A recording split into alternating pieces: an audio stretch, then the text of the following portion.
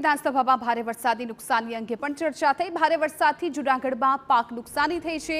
ખેડૂતોને પાક નુકસાન માટે રાહત પેકેજ જાહેર કરવાની માંગણી કરાઈ। રાઘવજી પટેલે નુકસાનીના વળતર અંગે જવાબ આપ્યો છે। નુકસાનગ્રસ્ત વિસ્તારમાં નુકસાનીનો સર્વે શરૂ તેવું રાઘવજી પટેલે કહ્યું છે। જૂનાગઢ, પોરબંદર તથા દેવભૂમિ દ્વારકામાં સર્વે શરૂ થઈ ગયો છે।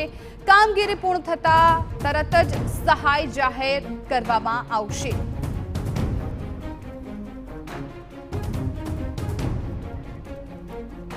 તો વિધાનસભાનું 84મું સત્ર ચાલી રહ્યું છે ને આમાં અનેક મુદ્દાઓ ઉઠી રહ્યા છે। ત્યારે જે ભારે વરસાદને કારણે જે વિસ્તારમાં પાક નુકસાની થઈ છે એ નુકસાનીને લઈને પણ રાઘવજી પટેલે પોતાનું નિવેદન આપ્યું છે। તેમણે કહ્યું છે કે અત્યારે સર્વેની કામગીરી ચાલી રહી છે। જ્યાં જ્યાં પણ નુકસાન થયું છે, જૂનાગઢ, દેવભૂમિ દ્વારકા, પોરબંદર જેવા જિલ્લાઓ છે કે જ્યાં વધારે પ્રમાણમાં નુકસાન થયું છે એ જિલ્લાઓમાં સર્વે શરૂ થઈ ગયો છે અને જેવો જ સર્વે પૂર્ણ થશે તાત્કાલિક ત્યારબાદ સહાયની પણ જાહેરાત કરવામાં આવશે।